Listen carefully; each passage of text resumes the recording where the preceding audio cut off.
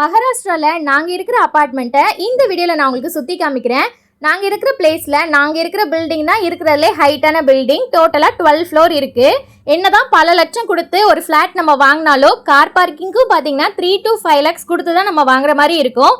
மேலே கீழே இப்படி கார் விடுற மாதிரி அரேஞ்ச் பண்ணியிருக்காங்க.